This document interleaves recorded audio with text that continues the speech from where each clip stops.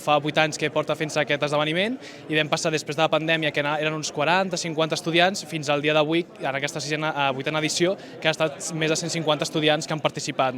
També el jurat ha ampliat, vam començar amb 3 professores del CITEM i avui dia ja comptem amb 5 o 6 professionals de la pròpia indústria d'aquí de Barcelona i de l'àrea metropolitana que han vingut a les deliberacions dels propis jocs.